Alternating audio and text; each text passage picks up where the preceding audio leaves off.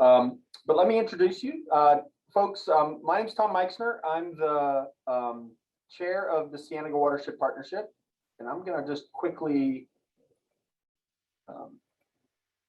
just remind you who we are, right?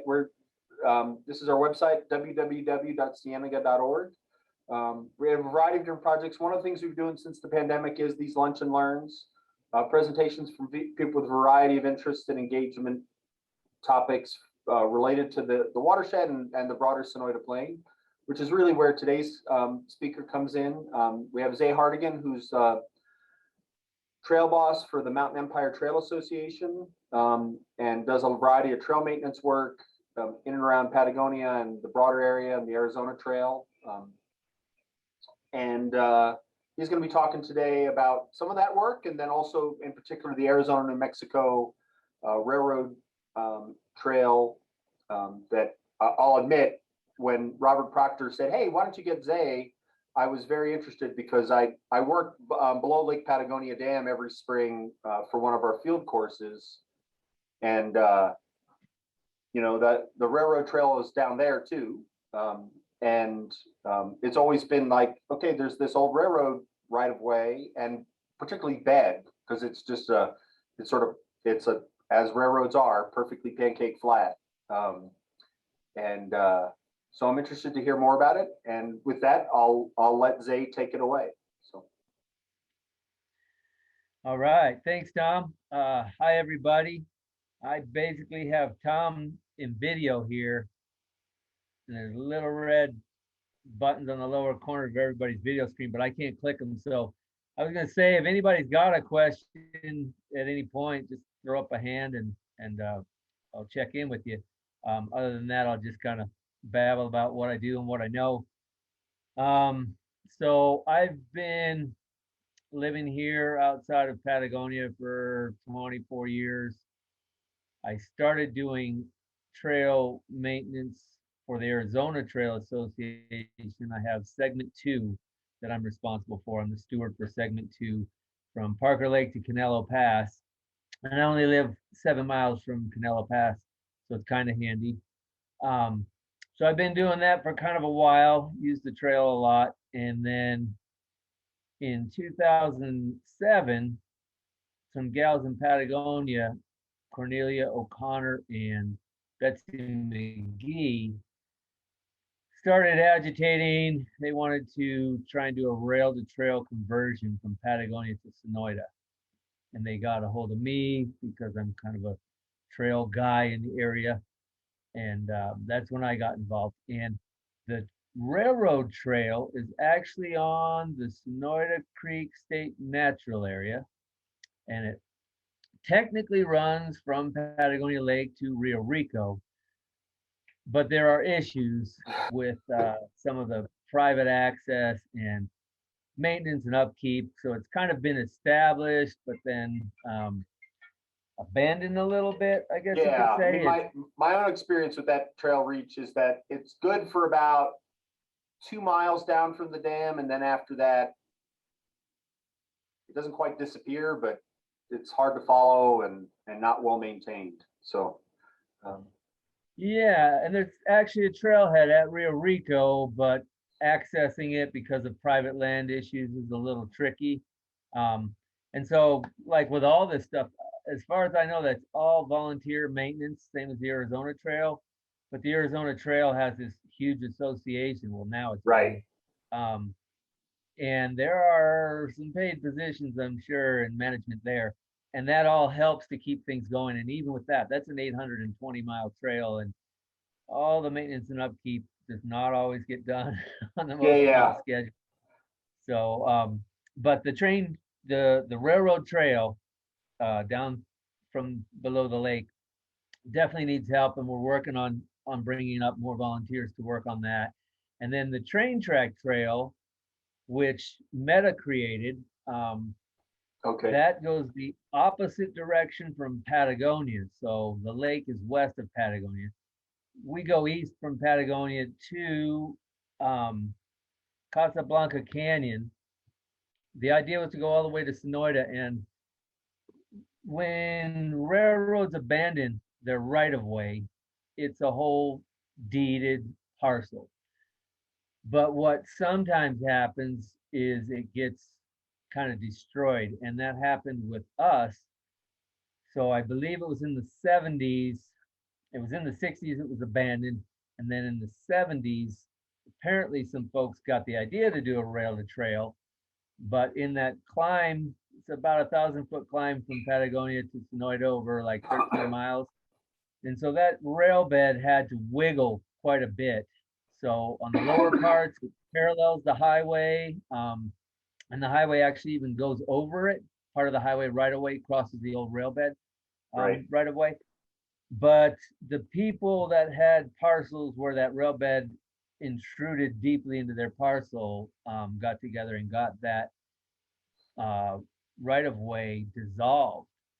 So now we have the rail bed as a sort of physical structure, remnants of physical structure between Patagonia and Sonoyta, but as a legal thing, it really doesn't exist. And there are 17 deeds that that rail bed crosses from Patagonia to Sonoyta. And so that just completely blocked the idea of doing it on the rail bed. So we played around with different things like using the ADOT right of way, and we got creative. We brought the county in, the town of Patagonia, the Nature Conservancy owns one of the deeds, Native Seed Search owns one of the deeds. And so the town and Native Seeds and TNC, the Nature Conservancy, allowed us to cross them. So we did a phase 1 to the town limit using those 3 organizations' permission. And the idea was always to kind of build off that, do the phase 1, kind of get it established, get a track record, stuff like this.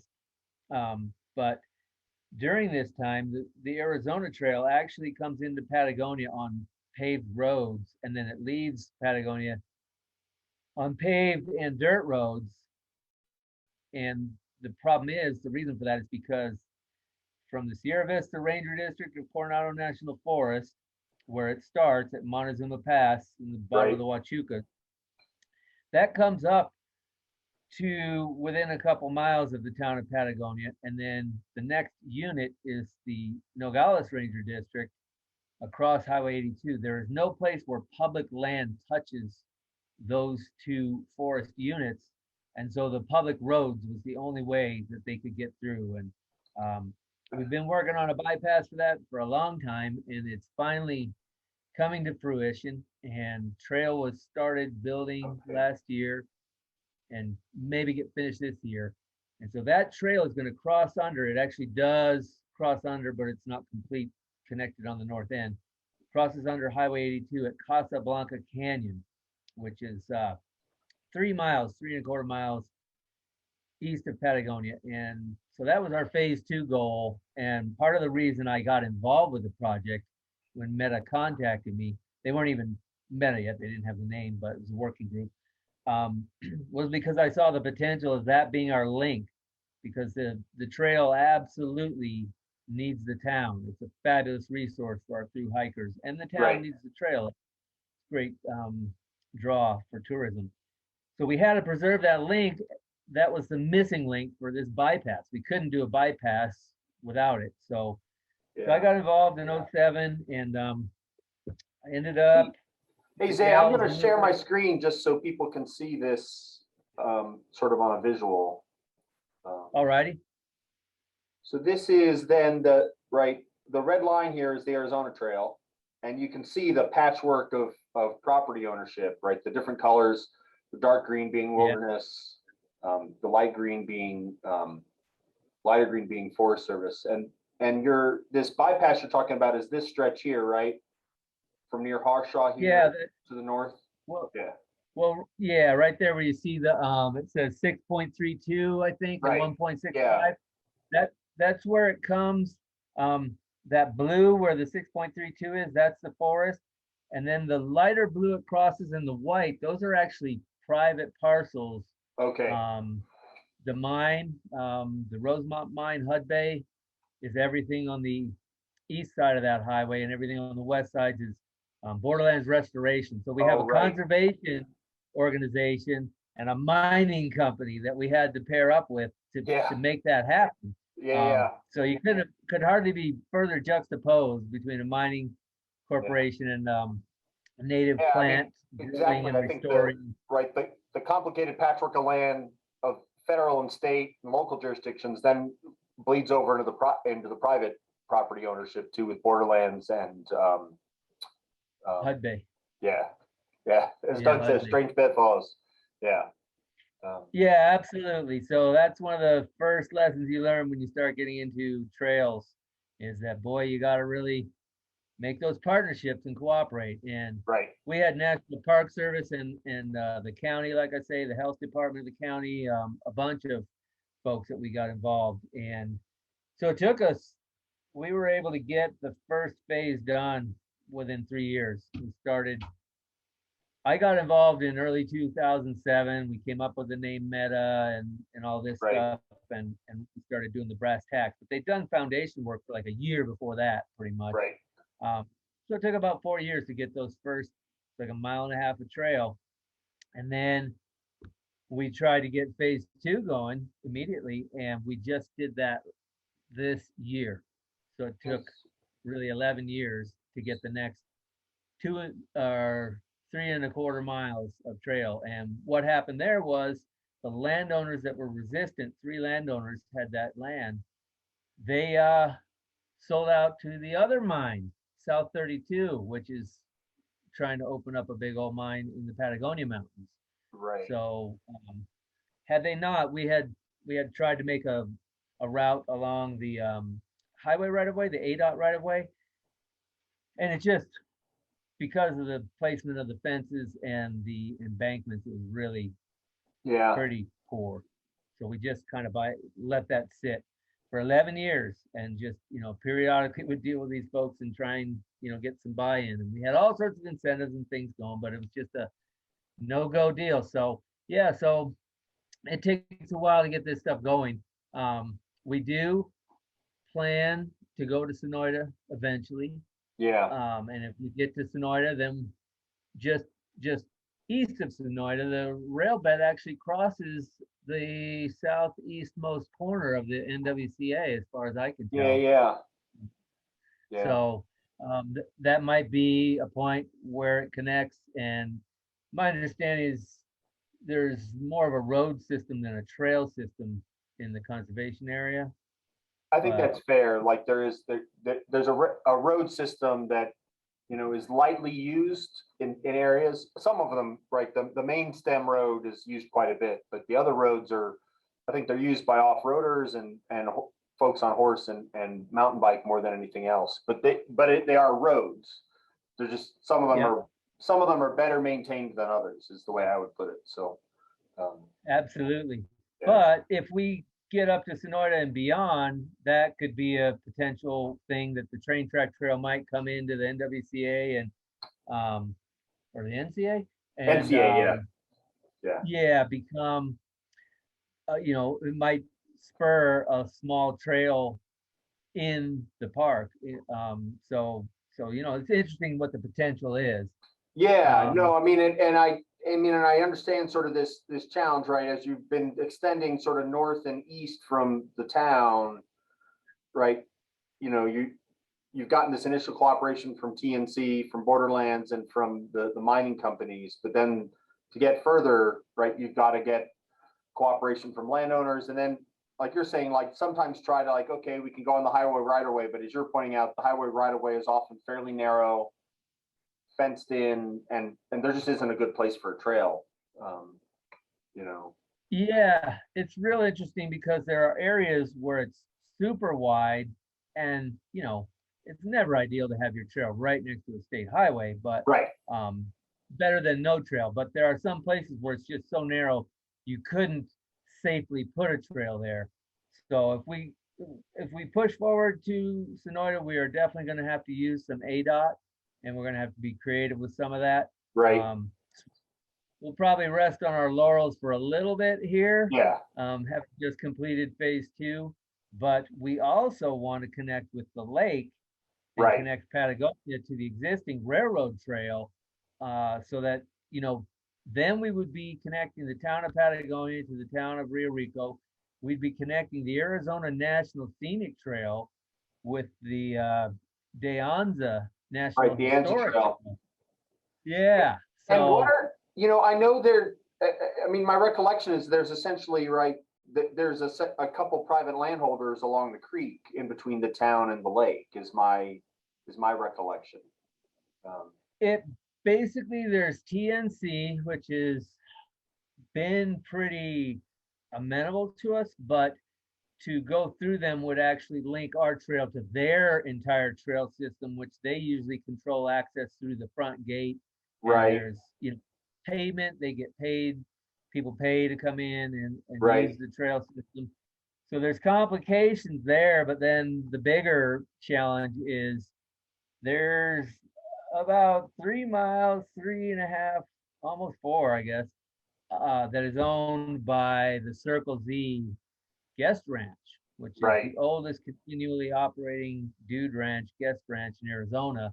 Okay, Um, and we get the same issue there. They don't really want a bunch of recreationalists coming through and utilizing their exclusive trails. They have a lot of deeded ground, and that allows them to, present a pretty exclusive experience for their guests. right, Um, so that'd be a hard sell. There's some possibility about going in the uplands across the highway, which are not down the riparian corridor. right. It's not down the rail bed, but it might get far enough off their trail system to get that going. But there's a lot that has to be done Yeah, to straighten it out between those two. And then even when we get to the lake, a lot of people don't know the lake, the Patagonia Lake State Park is the shoreline and the marina and campground. right, So everything, as soon as you walk 10 feet off the shoreline, you're on state land, state trust land. right. And that's a whole different agency, and they don't really care. I mean, they don't.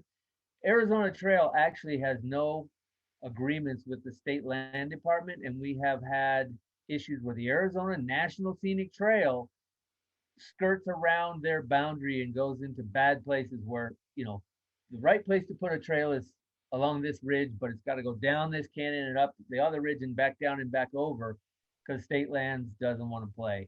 So it's a lot of obstacles, but Yeah. No, we I'm feel it's familiar with not the state. insurmountable. Yeah, the state trust land around the park has long been, I mean, it's a challenge because the state trust land prioritizes maximizing revenue, which is largely means grazing, in around Lake Patagonia. And right, there's clear conflicts of the grazing and the use of the park that just they create challenges and problems.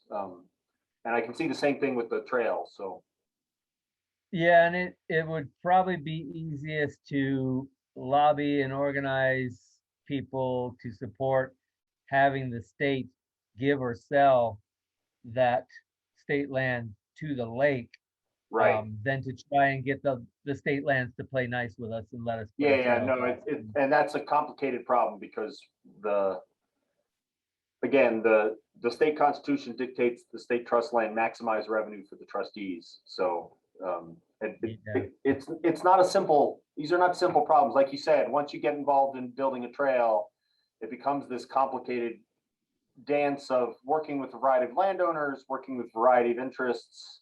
Um, yeah, um, yeah, Yeah, it's that's the hard part. I mean, going out there and carving trail into, pristine land, that's easy. yeah, But the administrative stuff is really the hard work. And yeah. The I legal don't really have, permitting and rights of way. Um, yeah, oh boy. And prior to getting involved with Meta, I had no experience with that. I was just a happy guy out there hacking trails through the wilderness. And since yeah, the gals that started the project moved on, I kind of got that dropped in my lap. And so I'm not that good at the administrative elements, but I try and I do all right. yeah. And No, I mean, I yeah, mean, you've had success so far, so um, we've managed. So yeah, I would say it's about, we'll call it 15 years since it started, and we've built about 4.5 miles of trail, which isn't huge when you look at the Arizona Trail, 820 miles. It's right, pretty tiny, but we had specific obstacles they didn't really have, and we're also providing that critical linkage for them. So that's a big deal. It's only 4.5 miles, but it's a huge thing to have that linkage to the town. It's just Yeah, critical to the whole task. yeah, And that bypass gets all the people, horses, bikes, hikers off the roads, which have increased traffic due to the mining activity. right. And, so it's interesting that how that comes into play, because without that mine buying those lands and giving us that access, we wouldn't have that. So yeah, it's interesting stuff really to me. So we're going to keep going with it. We're going to keep working towards expanding in both directions. But my kid might be the one putting the golden spike in this railroad connection on the Yeah, trail. like you said, it's a long term. It's sort of an intergenerational process, in particular for this rail to trail, because, like you said, with the long time since abandonment, some of the bed has been deeded back to neighboring landholders, and that people That's have, huge. yeah, um, Yeah, if it was an intact rail bed, which happens a lot, even in urban areas, because of the long, narrow aspect of those parcels, a lot of times nobody really wants them. They're just a liability more than an asset for most types of businesses. yeah, So they're often left in place, even in some very urban areas yeah, yeah, where land is worth a lot. yeah. I mean, in But we're Tucson, the El Paso and Southwestern is slowly being converted into a trail, and you're right. There's a good 3 or 4 miles of it that's still intact, and it's on relatively expensive land. It's through urban neighborhoods, but it's there. So, yeah, yeah, yeah, we wish we had that. yeah, yeah, But we're working with what we got, and yeah. No, I mean, I think, like you said, it's a process, and I think the recreational potential of, because it does connect to the Arizona Trail, and the recreational potential for Patagonia and Sonoyta isn't small. You know, having a trail like that would be beneficial for horse and hikers, and then potentially for bicyclists. So, um, you know, absolutely. And there's an element of the bicycles. So with this Arizona Trail bypass, the Arizona Trail starts off at Coronado National Memorial, and then it goes up into the Miller Peak Wilderness, and bikes are not allowed. right, So the bicycles have to use Forest Service roads to skirt around that initially. But right, the same thing happens when the Arizona Trail leaves Patagonia, it goes into the Mount Wrightson Wilderness. And so the bicyclists typically have to hit Patagonia, then bicycle up the highway to Sonoyta, right, and another 8 miles north to Gardner Canyon, where they then bicycle yeah, in and hit the trail again. So the bypass is going to pass by the wilderness as well as the town and allow the bikes to keep going. So that'll get a lot of bike traffic off the highway. right, And then if we can do our train track trail, similarly, people can choose to ride the trail rather than the shoulder. right, So it's a multi-user trail, non-motorized multi-user trail. So yeah, equestrians, pedestrians, and bicyclists are all yeah, welcome to use it. yeah, And it's really just gotten with this new connection.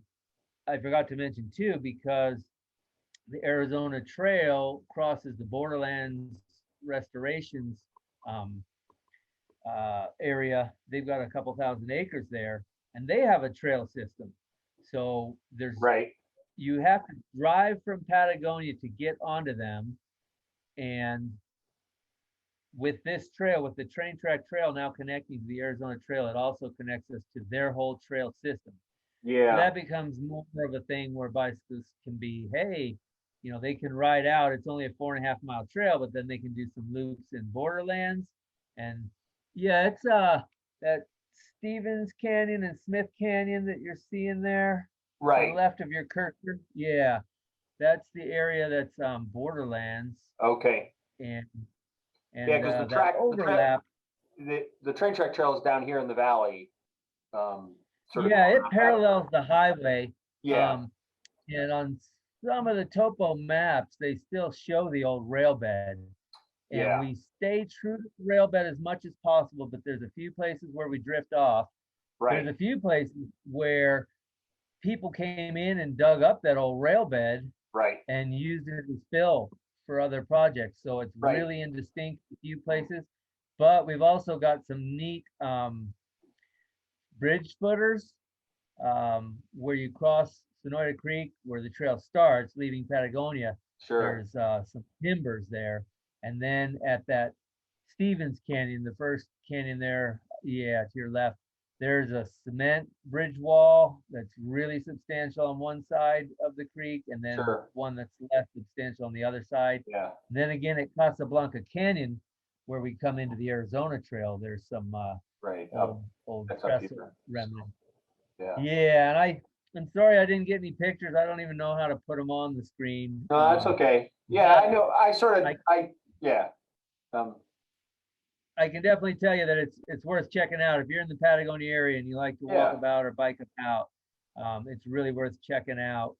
Um, and it's about a mile, probably a mile out to the Stevens Canyon where the big bridge wall is. sure. And it's pretty neat stuff. There's Yeah, some no, spikes still on the ground. yeah, There's a few artifacts. yeah. No, and it's certainly, I mean, I know that the Santa Cruz County right now is doing sort of an economic impact study on sort of environmental tourism, if you will. And, um, amenities like this are something that do draw people and would continue to draw people to the region. So, well, Yeah, cool. there's Yeah, a pair of nesting gray hawks just outside of Patagonia on the trail. So Patagonia is an international birding hotspot, and right. letting people come in to that to hike in there and look at that. It's a neat way for them to get out and see that.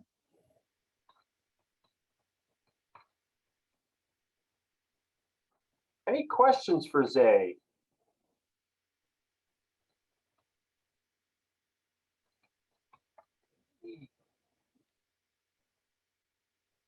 So, Zay, do you guys have like a website or a way for folks to get in touch with you or to volunteer for the Mountain Empire Trail Association? Or Yeah.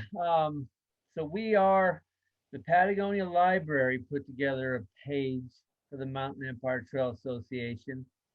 And let me see if I can find that real quick.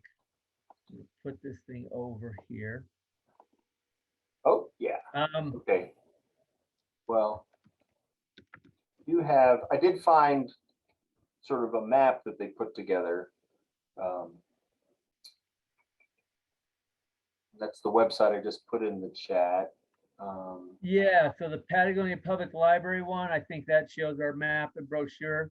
I'm just pulling that up right now. Yeah, Um, we're also listed with Trail Link, which um, that's just a regular kind of hiker's resource. Um, but there's also from the Mountain Empire. So the Mountain Empire is Patagonia, Nogales, Patagonia, Sonoyta, and Elgin, the right. three little communities. And so there's the Mountain Empire Visitors Center. They have Visit Sky Islands, and they have a piece on there as well. Okay. Stage stop in Patagonia. Um, so if you look up Mountain Empire Trail Association, it will take you to some links Yeah, that yeah. will. Well, one of them But is yeah, yeah. we don't have our own page, and that Patagonia Public Library, they link you to the map. That's actually the map from our Yeah, kiosk at the trailhead in front of the town hall, and the town hall is the um, old train depot. right. Oh boy. Yeah.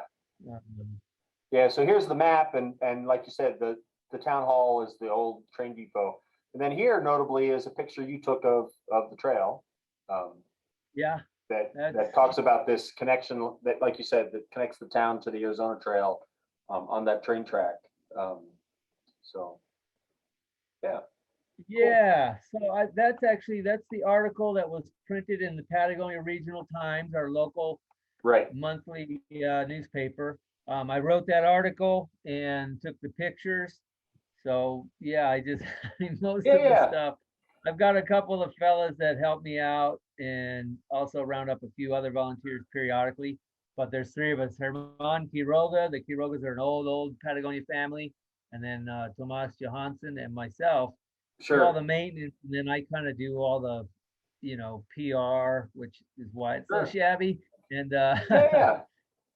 Well, administer it. So, and I'll just say that, in the future, if you all need help recruiting, I mean, we have an email list. It's a couple hundred people that might be interested in engaging and helping, or not, but it's certainly a way. And obviously the Patagonia Regional Times and Claire obviously have you know um, significant reach as readership, well. yeah. So yeah, so Yeah, one of the things you find in small towns is a lot of people are already tapped out for volunteering. right, Everybody's doing stuff, and so like with the Arizona Trail Association, I'm a member of the Patagonia Volunteer Fire and Rescue Department for like 22 years.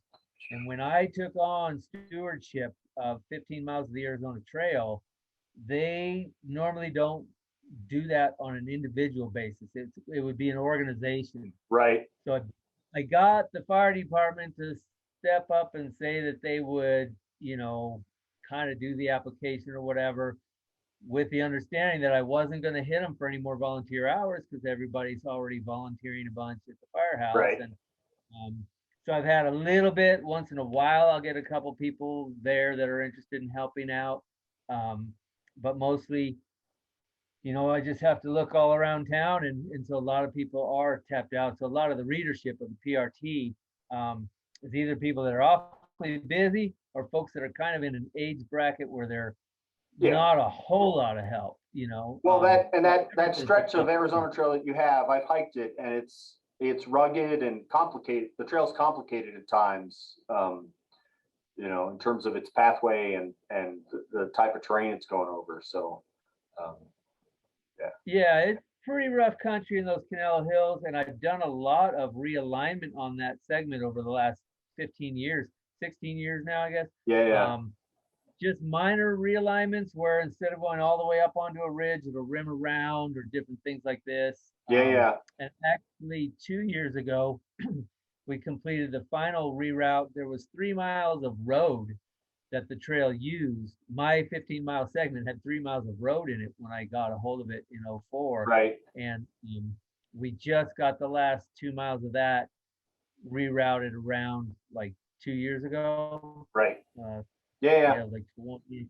yeah. So yeah, so it's really long-term process, and I'm thankful that I have the time and energy to be involved in a long term on both these trails. Um, it's just great. I mean, my house is actually, if you go to the Arizona Trail Association and buy the printed map of segment 2, my house is on that map just Okay, by chance, just because I happen to live so close to that. right. So that's kind of neat. But being able to do it as a long-term thing instead of like 5 years or maybe even 10 years, I've been at it like, I guess it's 17 years, coming up on Yeah, 17 years. yeah, And so having that long-term perspective is pretty neat in a lot of regards, but certainly with trails. Because these yeah. trails are ideally going to be here forever. Right. So, Yeah. you know, Cool. Well, are yeah. there? I'll call out again for questions. Any questions from folks? Okay. Well, thank you, Zay, for your time. Appreciate the conversation about all the trail work you've been doing, and we'll look for you out on the trail, and we'll look.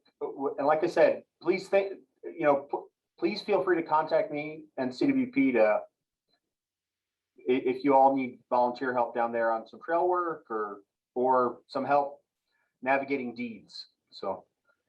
Absolutely. Thank you so much for having me, and thank you for that kind offer. And definitely, if you start thinking about putting some trail in up there on the